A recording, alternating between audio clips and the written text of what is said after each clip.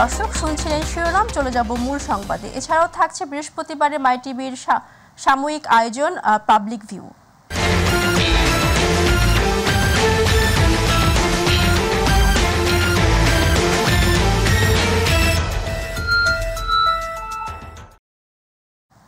এবারে বিস্তারিত। স্বৈরাচার শেখ হাসিনা সরকারের পতনের 1 মাস পূর্তি উপলক্ষে পুলিশের গুলিতে নিহত শহীদদের স্মরণে আজ শহীদি মার্চ কর্মসূচি পালন করবে বৈষম্য বিরোধী ছাত্র আন্দোলন। বুধবার দুপুরে ঢাকা বিশ্ববিদ্যালয়ের টিএসসি মিলনায়তনে আয়োজিত এক সংবাদ সম্মেলনে এ ঘোষণা দেওয়া হয়। আগামীকাল শুক্রবার থেকে সারা দেশে বিভাগীয় ও জেলা শহরে সফর কর্মসূচি শুরু হবে। বিকেল 3টায় রাজু ভাস্কর্য থেকে কেন্দ্রীয়ভাবে শহীদি মার্চ শুরু হবে। মার্চটি শাহবাগ সায়েন্স ল্যাব হয়ে কলাবাগান হয়ে সংসদ ভবন থেকে ফার্মগেট ঘুরে আবারও শাহবাগে এসে শেষ হবে। সংবাদ সম্মেলনে সারা দেশের ছাত্র জনতার গণজোয়ারে নামবে প্রত্যাশা করেন সমন্বয়করা। এ সময় তারা বলেন, যতদিন না নতুন দেশ নির্মিত হচ্ছে, যতদিন না মানুষ তার অধিকার ফিরে পাচ্ছে, ততদিন বিজয় মিছিল করা সম্ভব নয়।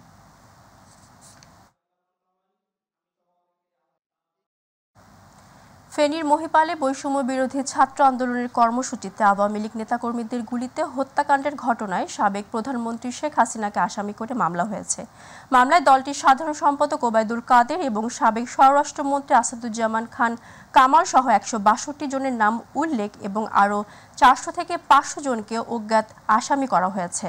বুধবার রাতে মহিপালে হত্যাকাণ্ডে নিহত শিক্ষার্থী মাহবুবুল হাসান মাসুমের ভাই মোহাম্মদ মাহমুদুল হাসান বাদী হয়ে ফেনী মডেল থানায় এ মামলা করেন। মহিপালে হত্যাকাণ্ডের ঘটনায় এ নিয়ে পৃথক 7টি হত্যা মামলায় আওয়ামী লীগ ও সহযোগী সংগঠনের নেতাকর্মী সহ 2586 জনকে আসামি করা হয়েছে।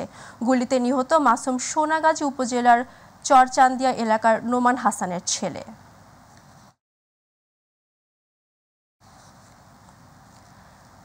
রিজেন্ট হাসপাতাল লিমিটেডের চেয়ারম্যান মোহাম্মদ শাহেদ জামিন পেয়ে কারাগার থেকে মুক্তি পেয়েছেন। তিনি দুর্নীতি ও করোনা সার্টিফিকেট জালিয়াতির 96 মামলায় অভিযুক্ত সাজাপ্রাপ্ত আসামি। বুধবার রাতে ঢাকা কেন্দ্রীয় কারাগার থেকে বের হন তিনি। তার বিরুদ্ধে দায়ের করা 96টি মামলাতেই জামিন পেয়েছেন শাহেদ। ঢাকা কেন্দ্রীয় কারাগারে আটক শাহেদের বিরুদ্ধে মোট 96টি মামলা ছিল।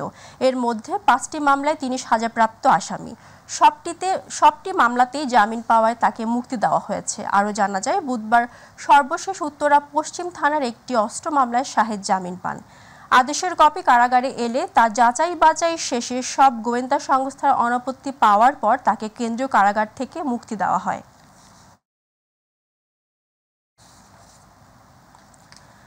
তীব্র নদী ভাঙনে নির্ঘুম রাত কাটছে পদ্মাপাড়ের বাসিন্দাদের। ভাঙন আতঙ্কে রয়েছে নদীর পাড়ের হাজারো বাসিন্দা সহ দোকানপাট ও ধর্মীয় প্রতিষ্ঠান। অতিরিক্ত ভাঙনে ফেনীঘাটের পল্টন সাময়িকভাবে বন্ধ রয়েছে। ভাঙন রোধে দ্রুতই প্রয়োজনীয় ব্যবস্থা নেওয়ার আশ্বাস দিয়েছে সংশ্লিষ্ট কর্তৃপক্ষ। রাজবাড়ীর প্রতিনিধি শেখ মমিনের রিপোর্ট, জানাচ্ছেন ইলিয়াস কমল। রাজবাড়ীর গোয়ালন্দ উপজেলায় নদী ভাঙন একটি স্থায়ী সমস্যা। টানা 16 বছর আওয়ামী লীগ সরকার ক্ষমতায় থাকলেও ভাঙন রোধে স্থায়ী কোনো পদক্ষেপ নেওয়া হয়নি। বর্তমানে ভাঙতে ভাঙতে এই উপজেলার মানচিত্র অনেকটাই বিলীন হয়ে গেছে নদীগর্ভে। গত এক সপ্তাহ ধরে আবারও পদ্মার ভাঙনের শিকার হয়েছেন জেলার দৌলতদিয়া 4 নং ফেরিঘাট। ভাঙনের মাত্রা তীব্র হওয়ায় পল্টনটি সাময়িকভাবে বন্ধ রেখেছে কর্তৃপক্ষ। নামমাত্র জিও ব্যাগ ফেললেও ঘাটসহ ভাঙন রোধে তা যথেষ্ট নয় দাবি করছে এলাকাবাসী। ফলে ভাঙন আতঙ্কে নির্ঘুম রাত কাটাচ্ছেন নদী পাড়ের হাজারো মানুষ। শুক্রবার রাতের থেকে নদী প্রচন্ড ভাঙা ভাঙতেছে। গম নাই, রাতে গম নাই, আমরা মারা যাচ্ছে এই নদী ভাঙতে ভাঙতে মোটামুটি আমরা 3 ভাঙা দিছি। এখন আমাদের নদীতে ভেঙে গেলে আমাদের যাওয়ার মতো রাস্তাই নাই। এই কাজটা অতি টাকাটা কাজটা করলে আমাদের পক্ষে খুব ভালো। এখন যে আমাদের যে সরকার আছে তার প্রতি আমাদের দাবি, যাতে আমাদের নদীরা মেরামত করে যাতে আমরা ভাঙা থেকে দূরত্ব থাকতে পারি। ভাঙন রোধে শীঘ্রই প্রয়োজনীয় ব্যবস্থা নেওয়া হবে বলে জানিয়েছে স্থানীয় কর্তৃপক্ষ। জিও ব্যাগ ফেলানোর কাজটি করছে, তো খুব দ্রুতই যাতে খুলে দেওয়া যায় সেই বিষয়টি আমরাও বিএডিএর সাথে কথা বলবো, যাতে এখানে আমাদের যে বাস এবং ট্রাকগুলো যে পার হয় সেগুলো পার হওয়ার যাতে কোনো সমস্যা না হয় সেজন্য আমরা জেলা প্রশাসন থেকে চেষ্টা করি। 4 নম্বর ভাঙছে, আমরা কার হাতে নিচ্ছি ঘাট এরিয়া যেন আমার ঘাটটা তো আগে রাখতে হবে। এইভাবে আসে আর কি। হঠাৎ করে একটা নেবার প্রবলেমে যেমন আমরা কাজ শুরু করছি, কাজ শুরু করে বা আশা করি শেষে হবে একটা কালকে চলছে। দ্রুত ও কার্যকর পদক্ষেপ নিয়ে পদ্মার ভাঙন রোধ করবে সরকার, এমনটাই প্রত্যাশা স্থানীয়দের। ইলিয়াস কমল, মাই টিভি। মৌসুমী বায়ু বাংলাদেশের উপর মোটামুটি সক্রিয় এবং উত্তর বঙ্গোপসাগরের মাঝামাঝি অবস্থায় রয়েছে। পশ্চিম মধ্য বঙ্গোপসাগর ও তার আশেপাশের উত্তর পশ্চিম বঙ্গোপসাগর এলাকায় পরবর্তী 24 ঘন্টার মধ্যে একটি লঘুচাপ সৃষ্টি হতে পারে। এই অবস্থায় দেশের 8 জেলায় সন্ধ্যা 6টার মধ্যে সর্বোচ্চ 60 কিলোমিটার বেগে ঝড় হতে পারে বলে জানিয়েছে আবহাওয়া অফিস। সকাল 8:30টায় দেশের অভ্যন্তরীণ নদীবন্দর সমূহের জন্য আবহাওয়া পূর্বাভাসে এ তথ্য জানা গেছে। এতে বলা হয়, রংপুর, দিনাজপুর, রাজশাহী, পাবনা, বগুড়া, টাঙ্গাইল, ময়মনসিংহ এবং সিলেট অঞ্চল সমূহের উপর দিয়ে দক্ষিণ অথবা দক্ষিণ পূর্ব দিক থেকে ঘন্টায় 45 থেকে 60 কিলোমিটার বেগে অস্থায়ীভাবে দমকা অথবা ঝোড়ো হাওয়া সহ বৃষ্টি অথবা বজ্রবৃষ্টি হতে পারে। এসব এলাকার নদীবন্দর সমূহকে 1 নম্বর সতর্ক সংকেত দেখাতে বলা হয়েছে।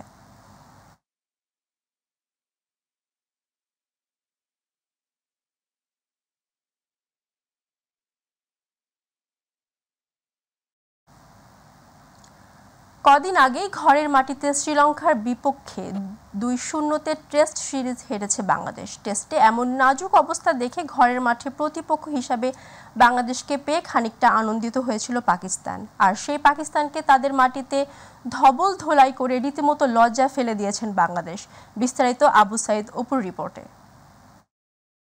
প্রিয় দর্শক, আমন্ত্রণ এবং স্বাগত জানাচ্ছি মাই টিভি সাপ্তাহিক বিশেষ আয়োজন পাবলিক ভিউয়ে। আর বরাবর মতো আপনাদের সাথে আছি আমি আবু সাইদ অপু। আজকে যে বিষয়ে কথা বলবো তা হলো পাকিস্তানকে যে বাংলাদেশ হারিয়েছে তা কিভাবে দেখছেন সাধারণ মানুষ। দেশের ক্রিকেটের নতুন অধ্যায় রচিত হলো মুশফিক শান্তদের হাত ধরে। 2 ম্যাচের টেস্ট সিরিজে পাকিস্তানকে তাদের মাটিতেই ধবল ধোলাই। দেশের বাইরে দ্বিতীয়বার এমন কীর্তি গড়ল টাইগাররা। বিদেশের মাটিতে সিরিজ জয়ের হিসেবে যা তৃতীয়। যদিও পাকিস্তানের বিপক্ষে এই জয়কে বাংলাদেশের ইতিহাসেরই সেরা বলে মনে করছেন লাল সবুজের সমর্থকরা। বাংলাদেশকে একদম হালকাভাবে নিছে, বাট এই বাংলাদেশ যে এত সুন্দর করে এই 2টা টেস্ট অলরেডি জয় নিয়ে আনলো এবং বাংলা ওয়াশ করলো, এতে আউটস্ট্যান্ডিং। ভালো লাগছে। বাংলাদেশ টিম বর্তমানে যে টিমটা আছে খুবই সাজানো গোছানো টিম। আমরা চাই এরকম পারফরমেন্স বাংলাদেশ সবসময় কইরা যাক। 2 ম্যাচেই পাকিস্তানের বিপক্ষে প্রভাব বিস্তার করে জিতেছে বাংলাদেশ। তাতে লঙ্গার ভার্সনও টাইগারদের নিয়ে প্রত্যাশা বেড়েছে ভক্তদের মাঝে। আমরা চাই বাংলাদেশ এভাবে সবসময় জিতে যায়। পাকিস্তানে যেরকম বাংলা ওয়াশ করছে, নেক্সট টাইম যাতে যাদের সাথে ভারতের সাথে খেলা আছে আর অনেকের সাথে সামনে যে খেলাগুলো আছে, ইনশাআল্লাহ যাতে বাংলাদেশ জয়ের ধারা অব্যাহত রাখতে পারে। এখনকার টিমের অ্যাপ্রোচ বা যেভাবে তারা ডমিনেট করে খেলতেছে, আমরা অবশ্যই প্রত্যাশা রাখবো এর থেকে আরো ভালো রেজাল্ট যাতে তারা করে আর এই ধারাবাহিকতা বজায় রাখে। পারফরমেন্সটা এখন আছে, সেটা ধরে রাখতে পারলে আমরা আগামীতে আরো সফল হব এবং আমরা বিশ্বকাপে ইনশাআল্লাহ আমি আশা রাখি জিততে পারবো। ধারাবাহিকতা ধরে রাখতে পারলে টেস্ট চ্যাম্পিয়নশিপেরও ফাইনাল খেলা সম্ভব বলে মনে করেন টাইগার সমর্থকরা। প্রিয় দর্শক, এই ছিল আজকে আমাদের পাবলিক ভিউয়ের বিশেষ আয়োজন। দেখা হবে পরবর্তীতে নাগরিকদের কোনো প্রত্যাশা, প্রাপ্তি, সংগতি কিংবা অসঙ্গতির গল্প নিয়ে।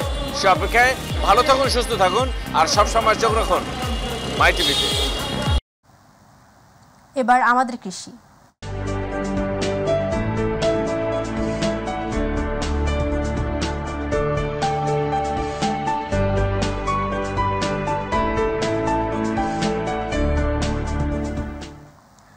আখের সাম্রাজ্য খ্যাত যশোরের বাঘারপাড়া উপজেলাতে চলতি মৌসুমে আখের বাম্পার ফলন হয়েছে। তবে বাজারে দাম না থাকায় ক্রেতা সংকটে উপজেলার আখ চাষিরা। বিঘা প্রতি যে পরিমাণ খরচ, তাতে করে এবছর আখ চাষে লাভের চেয়ে লসের পরিমাণই বেশি বলে জানান আখ চাষিরা। প্রতিনিধি আখতারুজ্জামানের রিপোর্ট জানাচ্ছেন জুবাইর রহমান। বাঘারপাড়া উপজেলার দোহাকুলা ইউনিয়ন জুড়ে আখ চাষের সমারোহ। তাছাড়া মাটি ভালো হওয়াতে এ অঞ্চলের আখের স্বাদও অনেক বেশি। অন্যান্য ফসল থেকে আখ চাষে 2 গুণ সময় বেশি লাগে, তারপরও এই চাষের লাভের পরিমাণটা অনেক বেশি। বিঘা প্রতি আখ চাষে কৃষকের খরচ হয় 1,10,000 থেকে 15,000 টাকা। মৌসুম শেষে বিক্রয় হয় মূলত 2 থেকে 2.5 লাখ টাকায়। আখ চাষে অন্যান্য ফসলের চেয়ে পরিশ্রম অনেক বেশি। এবারে আখের তো কোনো বাজারই মোটে নেই, লাভ তো লাভ, লস হয়ে যাচ্ছে। এই আখগুলো কাটা 20,000 18,000 টাকা বিক্রি হতো, এবারা ওই 10,000, 8,000, 12,000 এইভাবে বিক্রি হচ্ছে। তাও দাম করছে 10 কাঠা বই 50,000।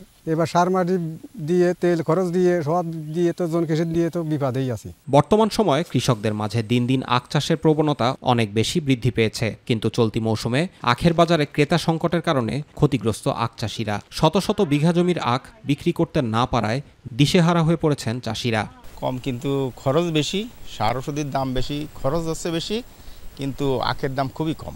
চারিদিকে বন্যা, দেশের পরিবেশ পরিস্থিতির কারণের জন্যে অত্যন্ত ভয়াবহ অবস্থা আখের। তো গেল বছরের তুলনায় এবার মনে করেন 50,000 টাকা দাম কম আছে, অথচ আরো জমি 2 কাঠা বেশি। কৃষকের লোকসানের বিষয়টি বিবেচনার পাশাপাশি যদি কোনো আর্থিক সুবিধা আসে সেটি তাদের দেয়া হবে বলে জানিয়েছেন উপজেলা কৃষি কর্মকর্তা। আমরা কৃষককে আশ্বস্ত করি যে আপনারা আখ ভালো করে চাষ করেন। এক্ষেত্রে যদি তাদের ন্যায্য মূল্য থেকে অনেক দাম কম হয় সেক্ষেত্রে আমরা আমাদের অধিদপ্তরের সাথে যোগাযোগ করব। সরকার যদি কোনো ফ্যাসিলিটিস থাকে তাহলে কৃষকদের দেওয়ার ব্যবস্থা করার চেষ্টা করব।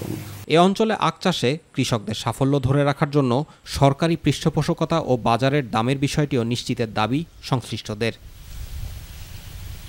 Jubair Rahman, my TV news.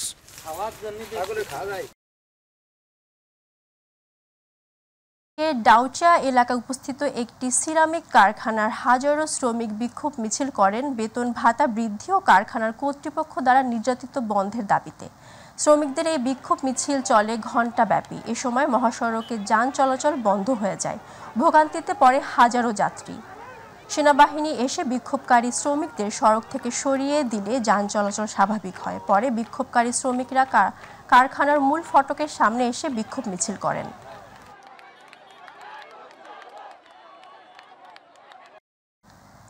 চাঁপাইনবাবগঞ্জে মাত্র 2500 টাকার জন্য একই রিকশা চালককে পিটিয়ে হত্যা করেছে 2 ভাই। বুধবার এ ঘটনা ঘটে। পরে পুলিশ ঘটনাস্থল থেকে নিহতের মরদেহ উদ্ধার করে ময়নাতদন্তের জন্য জেলা হাসপাতালের মর্গে পাঠায়। বিষয়টি নিশ্চিত করেছেন সদর মডেল থানার পরিদর্শক তদন্ত SM নুরুল কাদির সৈকত। নিহতের স্বজনরা জানান, প্রায় মাসখানেক আগে বাদলের 12 বছরের শিশু সন্তান একই এলাকায় মাইনুদ্দিনের বাড়িতে রাজমিস্ত্রি শ্রমিকের কাজ করে। কাজের পাওনা 2500 টাকা চাইতে গেলে বাড়ির ভেতরে নিয়ে পিটিয়ে হত্যা করে।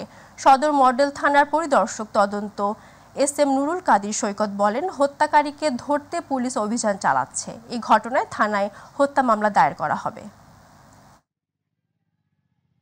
যাদের কাছে টাকা পেত ওই জায়গাতে স্থানীয়দেরও ওই জায়গায় টাকা চাইতে গেছিল, তো তারপর 2 ভাইয়ে মেরেছে।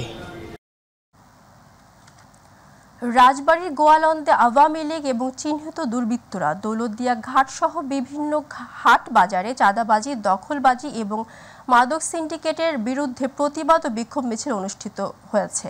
বুধবার উপজেলা যুবদল, স্বেচ্ছাসেবক দল, ছাত্র দলের আয়োজনে বিক্ষোভ মিছিলটি উপজেলা চত্বর থেকে শুরু করে প্রধান সড়ক প্রদক্ষিণ শেষে পৌর জামতলা এলাকায় পৌরসভার মাধ্যমে শেষ হয়।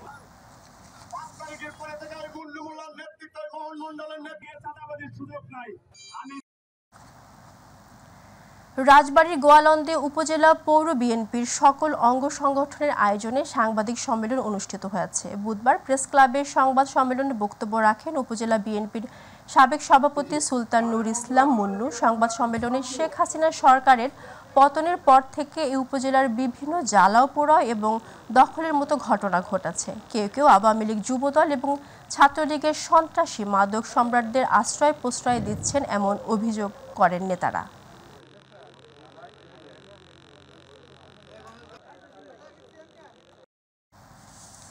বাংলাদেশ খেলাফত মজলিসের মহাসচিব আল্লামা মামুনুল হক বলেছেন, শেখ হাসিনার 50 বছরের রাজনীতি ছিল বাংলাদেশের মানুষের বিরুদ্ধে প্রতিশোধ গ্রহণের রাজনীতি। শেখ হাসিনার রাজনীতি ছিল বাংলাদেশকে তালাবিহীন ঝুড়িতে পরিণত করার রাজনীতি। তিনি বুধবার মাধবপুর স্টেডিয়ামে বৈষম্য বিরোধী ছাত্র আন্দোলনের সকল শহীদ ও আহতদের স্মরণে দোয়া ও নৈরাজ্যবাদ বিরোধী সমাবেশে প্রধান অতিথির বক্তব্যে একথা বলেন। খেলাফত মজলিসের মাধবপুর উপজেলার সভাপতি মাওলানা মহিউদ্দিন সালিমের সভাপতিত্বে সমাবেশে বক্তব্য রাখেন সিনিয়র যুগ্ম মহাসচিব মাওলানা আতাউল্লাহ আমিন সহ আরও অনেকেই।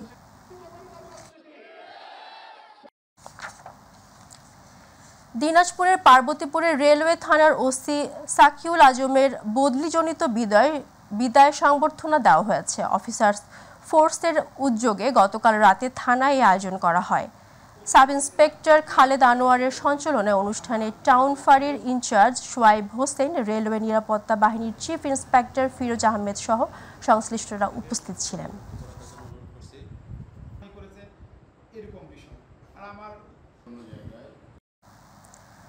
ময়মনসিংহের ফুলবাড়িয়া উপজেলায় ৯ নং এনায়েতপুর ইউনিয়ন পরিষদের চেয়ারম্যান ও আওয়ামী লীগ সভাপতি বুলবুল হোসেনের পদত্যাগের দাবিতে বিক্ষোভ মিছিল ও মানববন্ধন করেছেন এলাকাবাসী। বুধবার স্থানীয় শতাধিক ব্যক্তি উপজেলার এনায়েতপুর বাজার থেকে বিক্ষোভ মিছিল সহকারে ইউনিয়ন পরিষদের সামনে গিয়ে ঘণ্টাব্যাপী মানববন্ধন কর্মসূচি পালন করে। কর্মসূচিতে বক্তব্য রাখেন সাবেক UP vice chairman Abdus Salam, সাবেক ইউপি সদস্য রাজব আলী সহ অন্যান্যরা।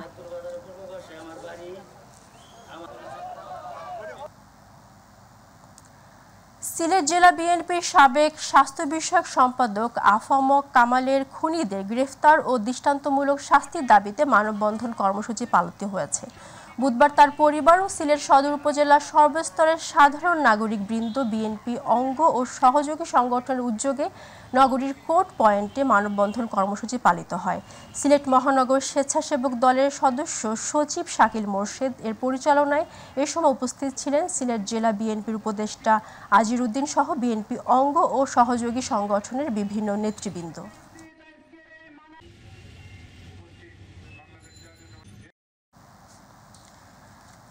চাঁদাবাজ, লুটতরাজ ও সন্ত্রাসবাদকে বিএনপি প্রশ্রয় দেয় না বা বিএনপির নাম ভাঙে কেউ যদি অপকর্মে লিপ্ত হয় সে দায় তাকেই নিতে হবে, দল নেবে না, এমনটি মন্তব্য করেছেন যুবদল কেন্দ্রীয় কমিটির সহ সভাপতি ও ঢাকা মহানগর উত্তর যুবদলের সাবেক সভাপতি এস.এম. জাহাঙ্গীর হোসেন।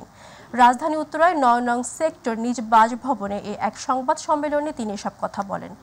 সংবাদ সম্মেলনে উপস্থিত ছিলেন বিএনপি ও তার অঙ্গ সংগঠনের নেতৃবৃন্দ ও উত্তরার বসবাসরত বিভিন্ন গণমাধ্যম কর্মী ও নানা শ্রেণীর পেশার মানুষ। দর্শক, এতক্ষণ সঙ্গে থাকার জন্য ধন্যবাদ। এছাড়া ইউটিউবে মাই টিভি নিউজ পেতে ভিজিট করুন youtube/mytvbd নিউজ। এছাড়া আমাদের অন্যান্য অনুষ্ঠান দেখতে ভিজিট করুন youtube/mytv বাংলা, facebook/mytv বাংলা। পরবর্তী সংবাদ দেখার আমন্ত্রণ জানিয়ে বিদায় নিচ্ছি আমি মারজানা শক্তি। আল্লাহ হাফেজ।